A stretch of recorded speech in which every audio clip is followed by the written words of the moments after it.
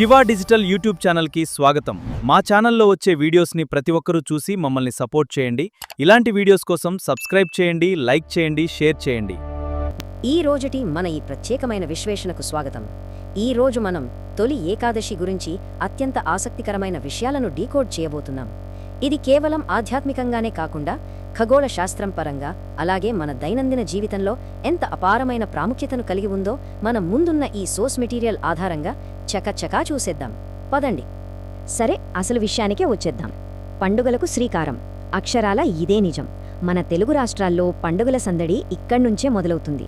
రాబోయే festival season మొత్తానికి ఇదొక పెద్ద ముఖద్వారం లాంటిది. ఈ అద్భుతమైన పాయింట్తోనే మన విశ్లేషణను స్టార్ట్ చేద్దాం. ఈ విశ్లేషణలో మన ప్రయాణం ఎలా ఉండబోతోందంటే, ముందుగా తొలి ఏకాదశి పరిచయం, ఆ తర్వాత పండుగలకు శ్రీకారం, యోగనిద్ర మరియు దక్షిణాయనం, విశేషాలు మరియు ప్రాముఖ్యత, ఇక చివరగా చేయాల్సినవి, చేయకూడనివి. అంతే, సింపుల్గా స్ట్రేట్గా వెళ్ళిపోదాం. మొదటి విభాగం, తొలి ఏకాదశి పరిచయం.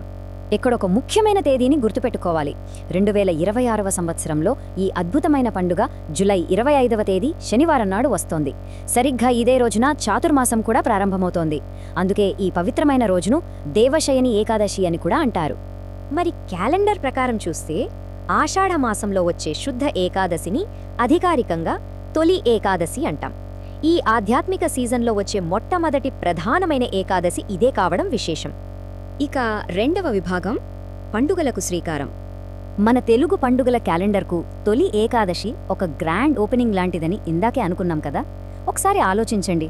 తొలి ఏకాదశితో మొదలైన పండుగల ప్రయాణం వినాయక చవితి, దసరా, దీపావళి మీదుగా చివరకు సంక్రాంతి వరకు ఎంత నాన్ స్టాప్గా సాగుతుందో కదా. ఈ మహాపండుగలన్నింటికీ అసలైన పునాది పడేది ఈరోజే. మూడవ విభాగం, యోగనిద్ర మరియు దక్షిణాయనం. పురాణాల ప్రకారం 4 అనే సంఖ్యకు ఇక్కడో అద్భుతమైన లింక్ ఉంది. క్షీరసాగరంలో శేషతల్పంపై సాక్షాత్తు శ్రీ మహావిష్ణువు సరిగ్గా 4 నెలల పాటు యోగనిద్రలోకి వెళ్తారని పురాణాలు చెబుతున్నాయి. ఆ విశ్వపాలకుడు విశ్రాంతి తీసుకునే సమయమే ఈ 4 నెలలు. అసలు ఈ 4 నెలల కాలాన్నే చాతుర్మాసం అంటాం. ఈ సుదీర్ఘమైన యోగనిద్ర కార్తీక శుద్ధ ఏకాదశి నాడు ముగుస్తుంది.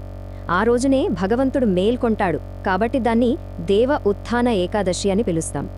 చాలామంది భక్తులు తమ చాతుర్మాస దీక్షను, అంటే కఠినమైన నియమాలు, వ్రతాలను ఖచ్చితంగా ఈ తొలి ఏకాదశి నుంచే స్టార్ట్ చేస్తారు. ఇది కేవలం పౌరాణికంగానే కాదు, ఖగోళ శాస్త్రం పరంగా చూసినా చాలా చాలా ఇంపార్టెంట్. ఈ రోజు నుంచే దక్షిణాయనం మొదలవుతుంది. అంటే ఆకాశంలో ఉత్తరం వైపు ఉన్న సూర్యుడు దక్షిణం వైపు ప్రయాణించడం స్టార్ట్ చేస్తాడు. ఇది మన కళ్లతో నేరుగా గమనించగలిగే అద్భుతమైన ఖగోళ మార్పు. భూమి భ్రమణంలో ఇదొక అతి పెద్ద టర్నింగ్ పాయింట్ అని చెప్పుకోవచ్చు. నాల్గవ విభాగం, విశేషాలు మరియు ప్రాముఖ్యత. ఇప్పుడు మనం గమనించాల్సిన ఒక అత్యంత ఆసక్తికరమైన విషయం ఏమిటంటే, ఈ రోజును పురాణాలలో హరివాసరం లేదా హరిదినం అని స్పెషల్గా పిలుస్తారు. దీని అర్థమేంటంటే, కేవలం ఈ ఒక్కరోజు ఉపవాసం ఉంటే చాలు, ఒక పెద్ద యజ్ఞం చేస్తే ఎంత పుణ్యఫలం దక్కుతుందో అంతకంటే రెట్టింపు ఫలితం వస్తుందని నమ్మకం. దీన్ని బట్టే అర్థం చేసుకోవచ్చు ఈ రోజుకు ఎంత పవర్ ఉందో. ఈరోజు చేయాల్సిన ముఖ్యమైన ఆధ్యాత్మిక పనులను ఒకసారి చూస్తే, జగత్పాలకుడైన విష్ణుమూర్తిని, లక్ష్మీదేవిని కలిపి పూజించడం ఎంతో విశేషం. దేవుని ఆరాధిస్తూ ఉపవాసం ఉండి రాత్రివేళ జాగరణ చేయడం వల్ల అద్భుతమైన ఫలితాలుంటాయి. అలాగే దానం చేయడం వల్ల సుఖ సమృద్ధి వస్తుంది. ఈ ఏకాదశి వ్రతం ఆచరించడం వల్ల సమస్త పాపాలు పోయి జీవితంలో సుఖశాంతులు వస్తాయని ఒక బలమైన నమ్మకం ఉంది. మరి ఈ వ్రతాన్ని ఆచరించే ఖచ్చితమైన ప్రాసెస్ ఎలా ఉంటుందంటే, మొదటి దశగా ఏకాదశి రోజున పూర్తిగా ఉపవాసం ఉండాలి. రెండవ దశలో ఆ రాత్రంతా భక్తి శ్రద్ధలతో మెలకువగా ఉండి జాగరణ చేయాలి. ఇక ఆఖరిగా మరుసటి రోజు అంటే ద్వాదశి తిథినాడు పారణ చేయడంతో ఈ పవిత్రమైన వ్రతం కంప్లీట్ అవుతుంది. ఇదొక సిస్టమాటిక్ ఆధ్యాత్మిక ప్రక్రియ. ఐదవ విభాగం, చెయ్యాల్సినవి, చేయకూడనివి. ఇక్కడ ఆచరించాల్సిన పనులకు, చెయ్యకూడని పనులకు మధ్య ఉన్న డిఫరెన్స్ చాలా క్లియర్గా ఉంటుంది. ఉదయాన్నే స్నానం చేసి విష్ణు ఆలయ దర్శనం చేసుకోవడం, విష్ణు సహస్రనామ పారాయణ చేయటం, తులసి దగ్గర దీపం వెలిగించడం లాంటివి బెస్ట్ థింగ్స్. ఉపవాసంలో పండ్లు, పాలు మాత్రమే తీసుకోవాలి. కానీ ఇక్కడ స్ట్రిక్ట్ రూల్ ఉంది. వ్రతంలో అన్నం, బియ్యం లేదా ధాన్యాలు అస్సలు ముట్టుకోకూడదు.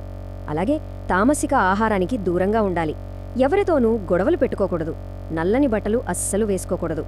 సో ఇక్కడ ఫైనల్గా మనం అర్థం చేసుకోవాల్సిన పాయింట్ ఏంటంటే ఈ విశ్లేషణ మొత్తానికి సారాంశం ఒక్కటే. తొలి ఏకాదశి అనేది పండుగలకు శ్రీకారం. మనస్ఫూర్తిగా అచంచలమైన భక్తితో ఈ వ్రతాన్ని ఆచరిస్తే ఆ శ్రీ మహావిష్ణువు అపారమైన కృపతో జీవితంలోకి ప్రశాంతత, సుఖం, శాంతి వాటంతటావే వస్తాయని గుర్తుంచుకోవాలి. ముగించే ముందు ఒక చిన్న ఆలోచన. ఈ అద్భుతమైన తొలి ఏకాదశికి ఎటువంటి వ్రతం ఆచరించబోతున్నారు?